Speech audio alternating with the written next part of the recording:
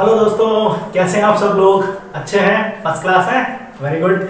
चलिए दोस्तों, आज हम लोग सेट नंबर 5 को आगे कंटिन्यू करते हैं ना।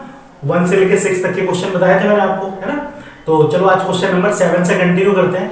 तो बच्चों एक बार ध्यान से देखो, ये स्क्रीन पे आपको दिख रहा होगा, है ना। इस क्वेश्चन को पहले आप एक बार अच्छे से पढ़ लो, फिर मैं बताता हूँ इसमें क्या करना है, ठीक है। तो चलिए अब मैं आपके सामने क्वेश्चन डिस्कस करता हूँ। देखिए क्वेश्चन में बोल रहा है कि card from a pack of 52 card is lost, ठीक।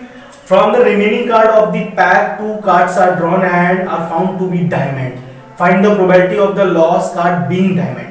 अच्छा देखो बच्चों, क्वेश्चन में करना क्या है, ठीक है। कह रहा है कि आपको पता है ना, ताश की गड्डी है ना, ठीक। उसमें से एक कार्ड खो गया, ठीक। एक कार्ड खो गया, उसके बाद में जो कार्ड बचे उसमें से 2 कार्ड हमें क्या करने हैं, निकालने हैं। 2 कार्ड सेलेक्ट करने हैं, ठीक। और वो दोनों के दोनों कार्ड क्या होने चाहिए, डायमंड ही होने चाहिए। क्या होने चाहिए, डायमंड होने चाहिए। तो हमें प्रोबेबिलिटी ये बतानी है कि जो हमारा खोया हुआ कार्ड था वो डायमंड का था। कहानी समझ में आई? नहीं आई, ठीक है। चलो अच्छा भी समझाते हैं, ठीक। अच्छा एक बार अगर आप ध्यान से देखो तो ये बेस थ्योरम का क्वेश्चन है ना, साफ साफ पता चल रहा है। और अगर नहीं समझ में आ रहा तो देखो मैं समझाता हूं, है ना। 2 मिनट में आ जाएगा, कोई दिक्कत नहीं। देखो ध्यान से देखो, सबसे पहले हमें ये पता होना चाहिए कि टोटल नंबर ऑफ कार्ड्स कितने होते हैं, है ना। जो ताश की गड्डी होती है उसमें कितने कार्ड होते हैं? हाँ 52, शाबाश। तो हमें ये मालूम है टोटल नंबर ऑफ कार्ड्स, ठीक है। तो कितने होते हैं बच्चे? ये होते हैं 52। अच्छा, उसके बाद में जो डायमंड्स वाले कार्ड होते हैं, है ना, डायमंड्स कार्ड वो कितने होते हैं बच्चे? वो होते हैं 30, ठीक। और बाकी जो बचे अदर कार्ड्स वो कितने हो गए? तो 52 माइनस 13 यानी कि 39। इतनी बात समझ में आई? हाँ या ना? ये तो बहुत आसान है, ठीक। अच्छा अब एक चीज देखो बच्चे, जो डायमंड वाले कार्ड हैं 13 है ना, इसकी अगर मैं प्रोबेबिलिटी को इवन मान लूं, है ना, let the diamond card be selected, तो उसकी जो प्रोबेबिलिटी जो होगी वो क्या मान लेते हैं? इवन मान लेते हैं, ठीक। Let E one be an event selected card is diamond, ठीक। तो इसकी प्रोबेबिलिटी को अगर मैं इवन मानूं तो हम ऐसे लिख सकते हैं प्रोबेबिलिटी इवन। तो ये कितना होगा? 13/52। तो इसको डिवाइड करोगे तो कितना आएगा? 1/4, ठीक। और जो अदर कार्ड्स हैं इनको सेलेक्ट करने का जो इवेंट है वो E2 मान लो, तो इसको मान लेते हैं प्रोबेबिलिटी E2, है ना। तो ये कितना आएगा? 39/52। तो इसको कट करो तो ये आएगा 3/4। हाँ या ना? इतनी बात समझ में आई कि नहीं आई? ठीक।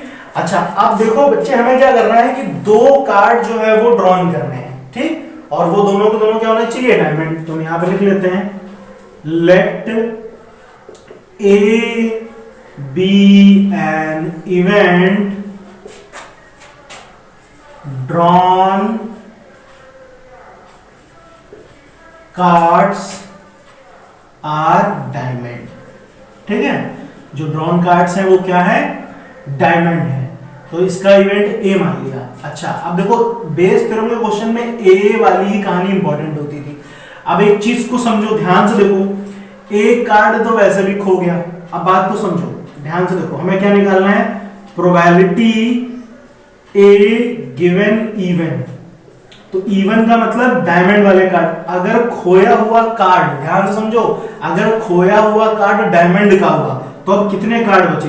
डायमंड के पास 13 थे, एक कार्ड खो गया तो अब कार्ड बचे कितने? 12। और 12 में से मुझे 2 को सेलेक्ट करना है। तो हमने favourable outcome upon total outcome. अच्छा टोटल, जब एक कार्ड खो गया तो टोटल कितने बचे? 51 कार्ड ही तो बचे, और इसमें से 2 कार्ड मुझे सेलेक्ट करने हैं, है ना। ठीक है भाई, इतनी बात समझ में आई कि नहीं आई? अच्छा तो इसको जब सॉल्व करोगे तो कितना आएगा? ये हो जाएगा 12 इंटू 11 और ये हो जाएगा 51 इंटू 50, ठीक है ना। इसको सॉल्व करेंगे आ जाएगा। ये तो पता है ना कैसे सॉल्व करते हैं, ठीक है ना। अच्छा उसके बाद ध्यान से देखो, दूसरी क्या कहानी हो सकती है? अगर खोया हुआ कार्ड, अगर जो कार्ड खोया वो डायमंड में से नहीं खोया, अदर कार्ड में से खोया, ठीक। अब डायमंड में से नहीं खोया, अदर कार्ड में से खोया, तो डायमंड के तो पूरे कार्ड है, डायमंड के तो पूरे कार्ड है, तो 13 में से 2 का सिलेक्शन किया हमने और टोटल टोटल क्या होगा वही 51C2। क्यों होगा? क्योंकि एक कार्ड खो गया ना, तो ये तो ऐसे ही रहा एज इट इज 51C2। ठीक है ना? तो अब इसको सॉल्व करो तो ये कितना आएगा बेटा, ये हो जाएगा 13 इंटू 12 और ये तो एज इट इज रहेगा 51 इंटू 50। इतनी बात समझ में आ रही? हाँ या ना? ठीक। अच्छा आप देखो क्वेश्चन में क्या बोल रहा है कि हमें प्रोबेबिलिटी बतानी है कि लॉस्ट कार्ड बीइंग डायमंड, जो खोया हुआ कार्ड है वो डायमंड का ही है, तो डायमंड वाली कहानी से हमें निकलना है ना? तो इसमें क्या करेंगे बच्चों, बेस थ्योरम लगा देते हैं, है ना? ठीक है, तो देखो, तो हमें क्या निकालना है, खोया हुआ कार्ड जो होना चाहिए डायमंड होना चाहिए, तो डायमंड की कहानी ये हो गई। तो प्रोबेबिलिटी क्या हो जाएगा, इवन, यानी डायमंड गिवन ए।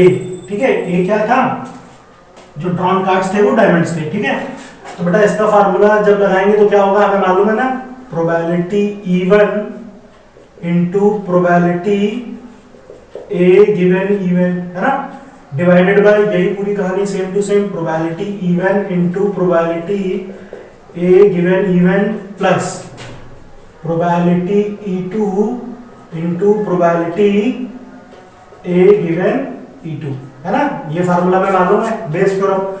तो चलो भाई इसको अप्लाई करते हैं, तो कितना होगा, probability even, even is what, 1/4, और ए गिवन इवन कितना था, ए गिवन इवन आया था ये रहा, तो इसको लिख लो भाई 12 into 11 upon 51 into 50 divided by, same to same यही कहानी नीचे भी, 12 into 11 upon 51 into 50 plus probability E2 is what, 3/4, 3/4 into A given E2 is what?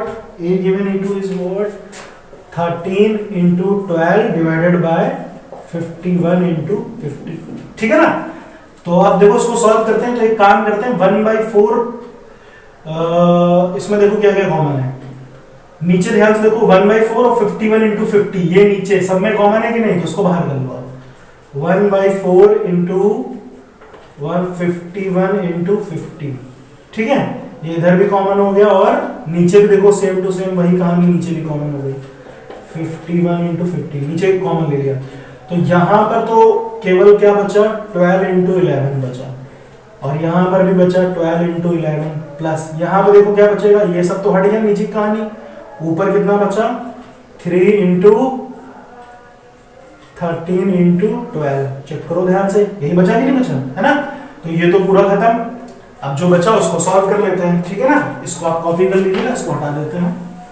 तो ये ध्यान से देखिए 12 इंटू 11, तो ये तो हो गया 132 अपॉन, यहाँ भी 12 इंटू 11, ये हो गया 132 प्लस, ठीक है, और ये कितना हुआ, 13 3 जा 39 इंटू 12, 12 9 जा 108, तो 12 3 36 और प्लस 10, तो 468 हो गया, है ना, ये 468। तो इसको ऐड कर लेते हैं, तो ये कितना आएगा, 8 2 10 6 3 9 और 1 10 4 और 1 5 6 600 हो गया। और इसको कट करो, 4 से कट करें, तो 4 से कट करेंगे तो कितना आएगा, 4 3 जा 12 4 3 जा 12, और ये हो जाएगा 150। फिर इसको 3 से कट कर लो, 3 1 जा 3 और ये हो जाएगा 3 5 जा 15, तो 11/50। आई बात समझ में? ठीक है ना, तो ये हो गया इसका आंसर। आसान है कि नहीं? देखो बच्चा, देखो प्रोबेबिलिटी के क्वेश्चन में क्या करना होता है, लॉजिक लगाना होता है। बाकी सब जो क्वेश्चन होते हैं वो तो आराम से हो जाते हैं, लेकिन इसमें आपको लॉजिक पकड़ना होगा कि क्या क्या रहा है क्वेश्चन और करना क्या है। आई बात समझ में? तो चलिए कॉपी कीजिए, फिर अगले क्वेश्चन पे आते हैं।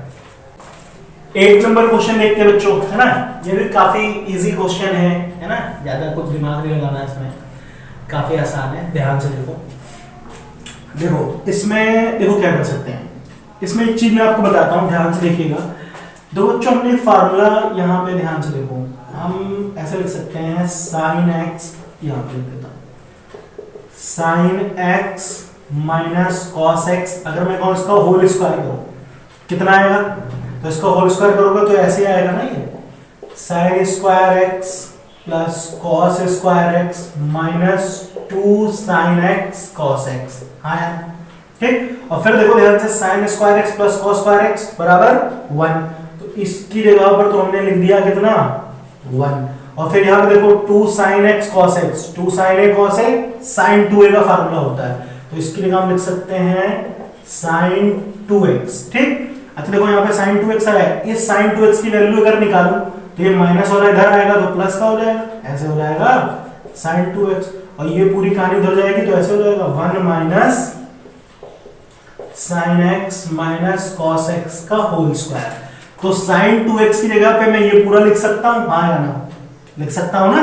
तो चलो यहाँ पे पुट करते हैं, तो ये हो जाएगी limit 0 to π/4 sin x plus cos x dx divided by, ठीक है, कितना लिखेंगे यहाँ पे 9 प्लस 16, sin 2x की जगह पे क्या लिखेंगे, ये हो जाएगा 1 minus sin x minus cos x का होल स्क्वायर।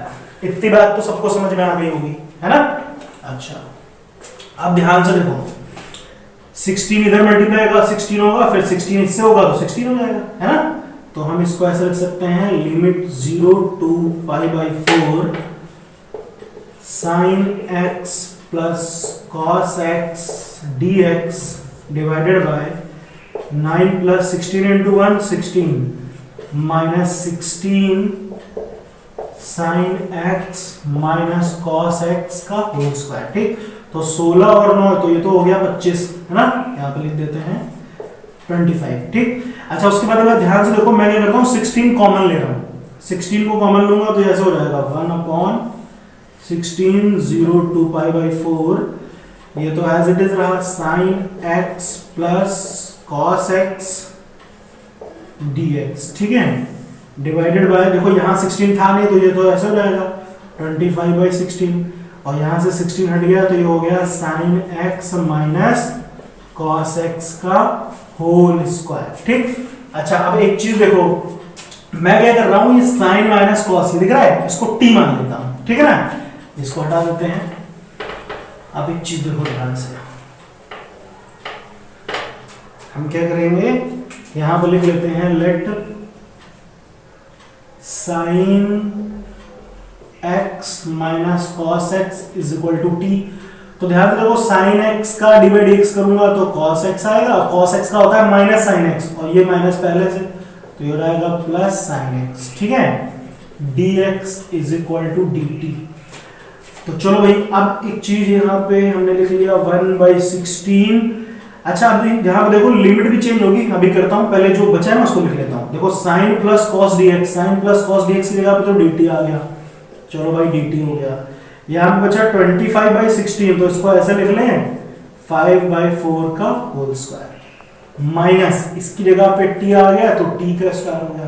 अच्छा, अब लिमिट कैसे चेंज होगी, ध्यान से देखो, यहाँ sin x minus cos x t दिया है ना, तो पहले यहाँ पे 0 लिखो, तो ऐसे तो लिखोगे sin 0 minus cos 0 is equal to t, तो sin 0 0 cos 0 होता है 1, तो ये कितना आया -1। उसके बाद में π/4 लिखो, तो sin π/4 cos π/4 दोनों की वैल्यू सेम होती है 1/√2, तो ये तो 0 हो जाएगा, ठीक है ना। अच्छा, अब देखो बच्चे, इसमें बन गया एक बढ़िया सा प्यारा सा फार्मूला, अगर आपको पता होगा तो आप तरह से कर लोगे, है ना, इसमें ज़्यादा दिमाग ही नहीं लगाना। क्या फार्मूला याद आ रहा है, 1/a² माइनस x² dx, याद आया कुछ। तो ये फार्मूला होता था 1/2a log a plus x upon a minus x, ठीक है, याद आया, हाँ याद आया, बोलो, ठीक है। तो यही फार्मूला हम यहाँ पे अप्लाई कर देते हैं, ठीक, चलो, तो कितना हो जाएगा ये 1/16 इंटू 1/2a, अच्छा, a की जगह कितना हो गया 5/4 हो गया, ठीक है, log a प्लस x, तो a की जगह हो गया 5/4 प्लस x की जगह हो गया t, and a minus x 5/4 minus t, ठीक, और लिमिट कितनी चल रही है -1 से 0। तो देखो, इसको कट करेंगे तो 2 2 जा 4, और इसको 2 से काटा तो आया 8 8 5 जा 40, तो ये हो गया 1/40 log, ठीक, और लिमिट अप्लाई कर दो। इसको थोड़ा सा और सॉल्व कर लें तो ये हो जाएगा 5 प्लस 4t, और ये हो जाएगा 5 माइनस 4t, अपॉन में 4 आएगा वो कट जाएगा -1 से 0, ठीक है। तो चलो भाई, अब लिमिट अप्लाई करो तो कितना आएगा, ध्यान से देखो, ये हो गया 1/40 log, देखो यहाँ पे 0 पुट करूंगा तो कितना आएगा 5 प्लस 4 इंटू 0, तो ये तो 5 ही रहेगा, है ना। इसको ऐसे लिख लेते हैं।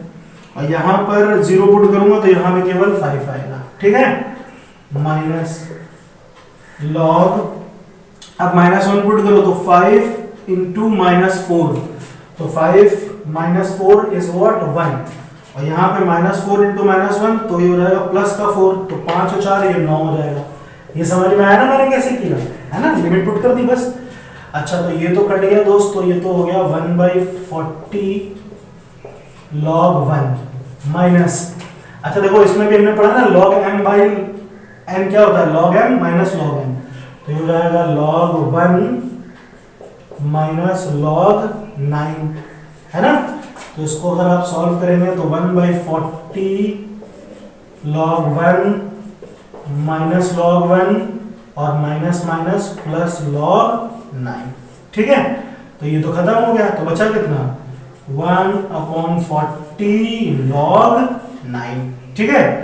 तो ये आपका आंसर हो गया। चाहो उसको थोड़ा सा और सॉल्व कर लो, क्योंकि 9 का मतलब क्या होता है 3 की पावर 2, है ना, 3 का स्क्वायर, तो वो 2 आगे आ जाएगा, तो ऐसे हो जाएगा 2/40 log 3, और 2 से इसको कट करोगे तो 1/20 आएगा, है ना।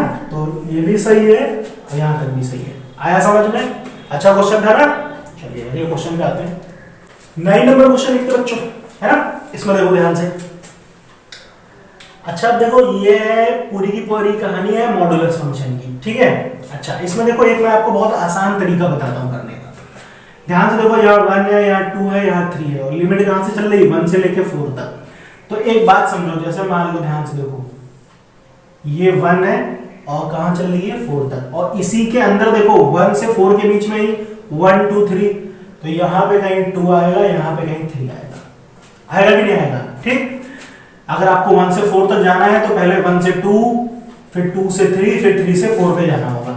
अब देखो इसका एक आसान तरीका समझो। सबसे पहले हम जाएंगे 1 से 2 पर। कहाँ जाएंगे 1 से 2। अब 1 से 2 के बीच का कोई एक नंबर सोच लो आप, जैसे 1 से 2 के बीच में क्या आएगा 1.5, ठीक, मान लेते हैं। तो 1.5 आप यहाँ x की जगह पे रखो, बताओ x की जगह पे रखोगे, उसको सॉल्व करोगे, आंसर प्लस आएगा कि माइनस आएगा। भाई 1.5 में से 1 घटाओगे तो आंसर पॉजिटिव ही आएगा ना। तो यहाँ पे हम ऐसे लिखेंगे x - 1 पॉजिटिव, है ना। अच्छा यहाँ पे रखो x की जगह पे 1.5, तो 1.5 में से 2 जाएगा तो आंसर नेगेटिव आएगा ना, वैल्यू नेगेटिव आएगी, तो इसके आगे हमने ऐसे माइनस लगा लिया। बहुत आसान तरीका बता रहा हूँ मैं। और यहाँ पर भी आप 1.5 लिखोगे -3 तो क्या आएगा नेगेटिव वैल्यू आएगी, तो इसके आगे भी आप माइनस का निशान लगा दो, ठीक है। dx प्लस, तो 1 से 2 तक हो गया। अब कहानी कहाँ चलेगी 2 से 3 तक। क्या लिखूंगा 2 से 3 तक। अब 2 से 3 के बीच का कोई नंबर सोचो, तो जैसे हो गया 2.5, चलो यहाँ रखो, तो 2.5 यहाँ रखोगे तो वैल्यू पॉजिटिव आएगी, x - 1 पॉजिटिव हो गया। यहाँ पे रखोगे 2.5 तो वैल्यू क्या आएगी पॉजिटिव आएगी। अच्छा यहाँ पे लिखोगे 2.5 तो वैल्यू नेगेटिव आएगी, तो इसके आगे आप माइनस लगा लो क्योंकि नेगेटिव आएगा, ठीक है। फिर प्लस, अब 1 से 2 हो गया, 2 से 3 हो गया, 3 से 4 पे आ जाते हैं। तो 3 से 4 के बीच में कितना आएगा 3.5, तो 3.5 जैसे यहाँ रखोगे ना 3.5, तो ये भी प्लस, ये भी प्लस, तो ये सब प्लस में आएगा, आएगा कि नहीं आएगा भाई। रख के देखो 3.5 यहाँ पे रख के देखो, सब जगह सॉल्व करोगे तो वैल्यू पॉजिटिव आएगी ना। तो ये भी हो जाएगा x - 1 plus x - 2 plus x - 3, ठीक। तो इस क्वेश्चन को हमने ऐसे ब्रेक करके किया। आई बात समझ में? हाँ। तो अब यार बस इसको सॉल्व करना है तो कर लेते हैं। 1 से 2 हो गई लिमिट, x - 1 तो ये हो गया -x प्लस 2 -x प्लस 3, ठीक है। dx प्लस लिमिट हो गई 2 से 3, ये हो गया x - 1 x - 2, ये हो गया -x प्लस 3 dx प्लस 3 से 4, यहाँ पे देखो 1 2 3, तो ये तो हो गया 3x, और 3 2 5, ठीक है, 3 2 5, और एक ये 6, तो ये हो गया -6 dx, ठीक है। इतना समझ में आया ना, ये 3 2 5 1 6। अच्छा अब देखो ध्यान से, ये -x और ये +x खत्म, यहाँ पे कितना बचा 1 से 2, तो देखो ये 3 2 5, 5 में से 1 गया तो बचा यहाँ पे कितना 4, तो ये हो गया -x + 4 dx, ठीक है, प्लस लिमिट हो गई 2 से 3। यहाँ पे देखो -x + x खत्म हो गया, तो ये बचा x 3 और -2 और 1 ये, तो ये तो पूरा खत्म हो गया ना, dx प्लस 3 से 4 है लिमिट, ये हो गया 3x - 6 dx, ठीक है। चलो आप क्या करते हैं, बस इसको हमें सॉल्व करना है, ठीक है ना, नॉर्मल बस इंटीग्रेट करना है। तो चलो भैया इंटीग्रेट कर लेते हैं। तो ये कितना आया देखो ध्यान से, ठीक है। तो भैया इसका इंटीग्रेशन करूंगा -x का, तो कितना आएगा ये x² / 2 और 4 का होगा तो ये हो जाएगा 4x, लिमिट कितनी हो गई 1 से 2, प्लस यहां पे आओ तो इसका हो गया x² / 2 है ना, तो 2 को बाहर निकल लो 1/2, x² तो रहेगा ही ना, लिमिट हो गई कितनी 2 से 3, प्लस यहां पे आओ 3x, तो ये कितना हो जाएगा x² / 2 -6x, लिमिट कितनी हो गई 3 से 4। तो बस अब लिमिट को अप्लाई करो तो देखो कितना आएगा -2, सॉरी यहाँ पे 2 है ना, 2 का स्क्वायर करूंगा 4, तो 4/2 तो 2 ही होगा, और यहाँ 4 2 = 8 -1/2 और ये हो गया +4। इतनी बात समझ में आई, बस लिमिट अप्लाई कर दी मैंने, वैल्यू पुट कर दी। अच्छा यहाँ पे आओ 1/2, 3 का स्क्वायर 9 और ये 2 का स्क्वायर 4, तो हो गया 9 - 4, ठीक है। यहाँ पे आते हैं, देखो 4 का स्क्वायर 16, 16 3 = 48, 48/2 करूंगा तो 24 आएगा, और फिर यहाँ पे 6 4 = 24, तो ये तो 24, ये तो 0 हो जाएगा। फिर 3 का स्क्वायर 9 × 3 तो हो गया 27/2, और ये हो गया 6 3 = 18, है ना। इतनी बात समझ में आई, ठीक है। चलो अच्छा इसको देखो ध्यान से, तो ये 8 - 2, ये तो हो गया दोस्त 6, और ये हो गया -4 2 = 8, तो ये हो गया -7/2, है ना, -7/2 हो गया। अच्छा फिर प्लस 9 में से 4 गया 5, तो ये आया 5/2, ये तो 24 से 24 हट गया, -36 और ये 37, तो -9 और ये प्लस, तो ये हो जाएगा 9/2, हो गया ना। इसको भी सॉल्व कर लो, तो 6 दूनी 12 - 7 5/2, तो 5/2 5/2 9/2, तो 5 5 10 और 9 19, तो ये हो गया 19/2, ठीक है। ये आपका आंसर हुआ, समझ में आया ना अच्छे से। 10 नंबर क्वेश्चन देखिए बच्चों, है ना, बहुत ही प्यारा क्वेश्चन है। देखो क्या कह रहा है, find the area of the reason bounded by the parabola. अच्छा पैराबोला कितना दिया है, इक्वेशन y = x², एंड देखो ये लाइन की इक्वेशन है y = मॉडुलस x। अच्छा अब एक चीज देखो, पहले बात को समझो ना, इसका ग्राफ बना लेते हैं, y = x² या x² = y, है ना। तो बच्चे इसका अगर हम ग्राफ बनाएंगे तो कुछ ऐसा बनेगा, ध्यान से देखो, ये x एक्सिस है ना, अपवर्ड पैराबोला ऐसा बनेगा, है ना, ठीक है। थोड़ा सा और अच्छा सा बना देते हैं, वैसे तो आपको रफ बनाना होता है तो कोई दिक्कत नहीं, जैसा चाहे वैसा बना दो। ये हो गया पैराबोला, ठीक है। अच्छा ये देखो ये मॉडुलस फंक्शन है, और आपको पता होना चाहिए मॉडुलस फंक्शन का जो ग्राफ होता है वो हमेशा वी शेप में बनता है। कैसा बनता है, वी शेप में, है ना। तो ध्यान से देखो, है ना, इसको थोड़ा सा करेक्ट कर देते हैं,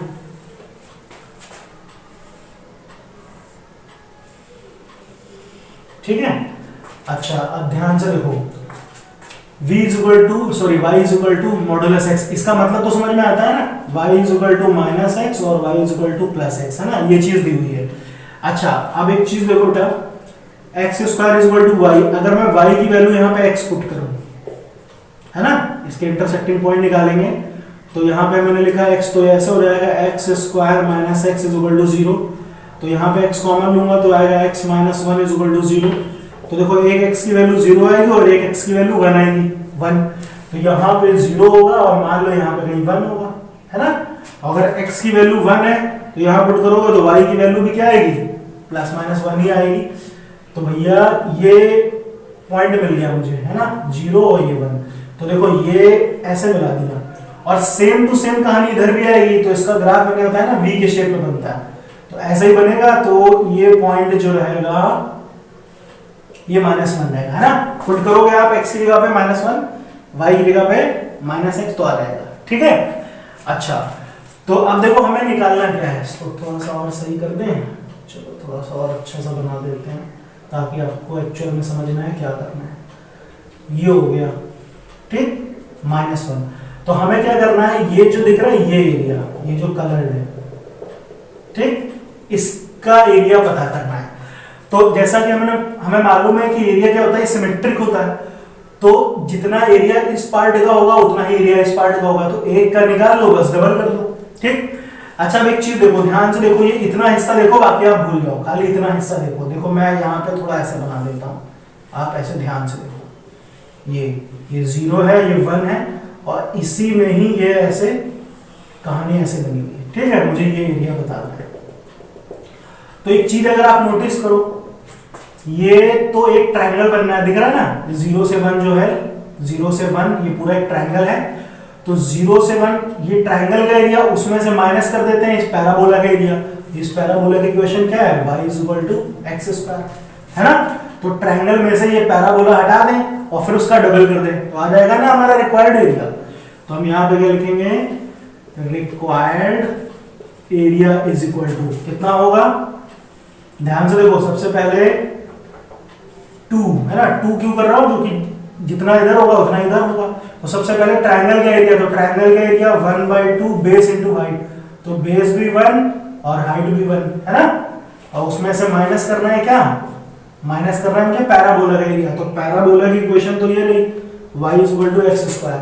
तो इसमें लिख लो 0 से लेके 1 तक पैराबोला का एरिया, ठीक। इतनी कहानी समझ में आई, हाँ या ना, है ना। ट्रायंगल में से पैराबोला हटा देंगे, तो ये कितना हो जाएगा 2, और ये तो रहा 1/2 माइनस x² का इंटीग्रेशन किया दोस्त, तो ये आएगा x³ 3, और इसकी लिमिट कितनी हो गई, 0 से 1, ठीक है।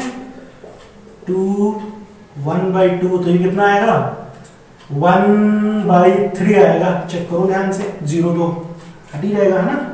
तो 1/2 माइनस 1/3 इज व्हाट, 1/6, और 2 से इसको कैंसिल किया, तो ये आंसर आया कितना, 1/3। तो 1/3 square unit is our area, ठीक है।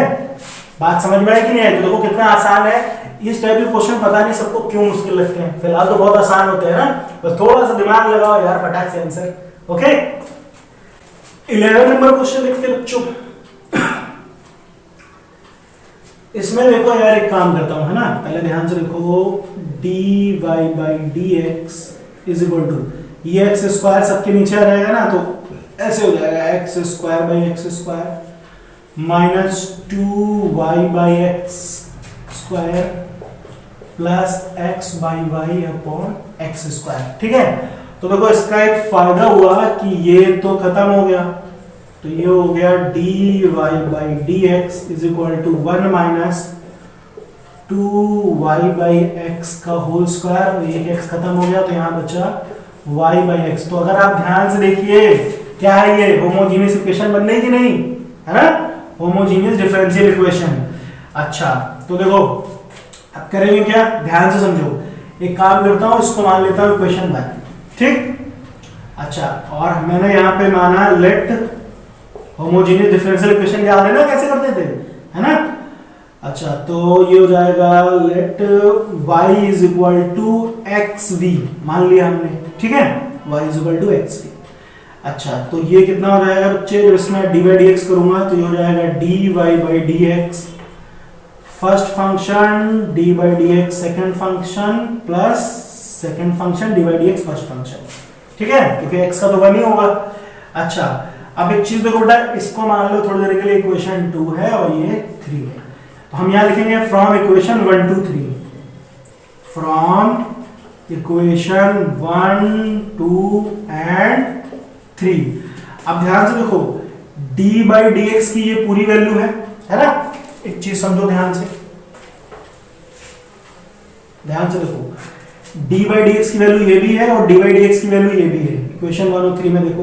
तो इस डी बाई डी एक्स की जगह पे ये पूरा लिख सकता हूं ना, इस डी बाई डी एक्स की जगह पे लिख सकता हूं x dv by dx plus v, है ना, इज इक्वल टू 1 माइनस 2। देखो y बाई एक्स, यहां से देखो अगर मैं इसकी वैल्यू निकालूं y बाई एक्स, x नीचे आ जाएगा ना, तो y बाई एक्स कितना हो जाएगा v, यहां पे लिख सकता हूं 2v स्क्वायर, तो ये भी हो जाएगा कितना v। ठीक, तो 1 2 3 से ये कहानी बन गई। ठीक है, अच्छा अब देखो ध्यान से, उसके बाद में देखो बेटा ये v से तो v खत्म हो गया, तो अब मैं क्या करता हूं v वाली कहानी dv के साथ कर लेता हूं, तो ये ऐसे हो जाएगा dv upon 1 minus 2v square, और dx को उधर भेज दिया और x आ गया नीचे। ठीक है, और दोनों साइड इंटीग्रेट कर दिया। अच्छा अब एक चीज, एक काम करते हैं, ध्यान से देखो, इस 2 को कॉमन ले लेते हैं, इस 2 को बाहर कर लो, तो ऐसे हो जाएगा 1/2 dv अपॉन, यहां पे तो 2 था नहीं तो नीचे रहेगा, और ये हो जाएगा v स्क्वायर। ठीक है, और ये तो एज इट इज रहेगा 1/x dx। ठीक, अच्छा अब ध्यान से देखो, इस 1/2 को मैं ऐसे लिख सकता हूं 1/√2 का होल स्क्वायर। अब फिर से देखो यहां पे बन गया एक फार्मूला, क्या फार्मूला बन गया, याद आ रहा है, 1/a square minus x square, तो क्या होता है 1/2a is equal to log x plus a upon x minus a, है ना। ये फार्मूला याद है कि नहीं याद, तो यही फार्मूला हम यहाँ पे लगा लेते हैं। ठीक है, तो अब क्या करेंगे, इसको अप्लाई कर देते हैं। ठीक है, actually formula x plus a और यहाँ पे a माइनस x होता है। ठीक है, अब सही है, तो बेटा ध्यान से देखो, ये तो हो गया 1/2। ठीक, 1/2a, एक जगह कितना आ गया 1/√2, तो ये √2 तो ऊपर चला जाएगा ना, तो यहाँ पे लिख लेते हैं √2। ठीक है, इसको हटा देते हैं। फिर कितना हो गया log x प्लस a, या a प्लस x एक ही मतलब है, तो ये हो गया 1/√2 प्लस v, और यहाँ कितना हो जाएगा a माइनस x, है ना, तो ये हो जाएगा 1/√2 minus v is equal to 1/x का करेंगे तो बेटा कितना आएगा, ये हो जाएगा log x प्लस c। ठीक, तो बस अब यहाँ पे देखो बहुत आसान है, कुछ नहीं करना है ना, फटाफट बस वैल्यू पुट कर देनी है और आंसर आ जाएगा। तो देखो अभी स्टार्टिंग में मैंने क्या बताया था, y is equal to xv, तो v कितना हो जाएगा y बाई x, यहाँ पे v की जगह क्या लिख सकते हैं y अपॉन x, और यहाँ पे लिख देते हैं y अपॉन x। ठीक है, अब इसको सॉल्व करेंगे तो देखो ये हो जाएगा √2, मैंने क्या किया ऊपर नीचे √2 से मल्टीप्लाई कर दिया, है ना, ये हो गया log ये x plus √2i, x plus √2i। ठीक है, और यहाँ पे कितना हो जाएगा x minus √2i, x minus √2i। इतनी बात समझ में आ गई होगी आप सबको, है ना। अच्छा ये कितना हो जाएगा log x प्लस c। ठीक है, तो बस अब यार देखो ये √2 तो हो गया 2/4√2, तो इसको कट करेंगे तो आएगा कितना 1/2√2। ठीक है, 1/2√2 log x plus √2i upon x minus √2i। ठीक है, is equal to log mod x plus c। ये हो गया आपका आंसर, समझ में आया ना। तो बच्चों यहां तक के क्वेश्चन आप अच्छे से प्रैक्टिस कर लो। ठीक, इसके आगे हम लोग आगे की एक्सरसाइज जो लगाएंगे ना, आगे के लेक्चर में कंटिन्यू करेंगे। ठीक है ना, तो उम्मीद है अच्छे से समझ में आया ना, तो अच्छे से प्रैक्टिस करो तभी आएगा, है ना। Okay, thank you.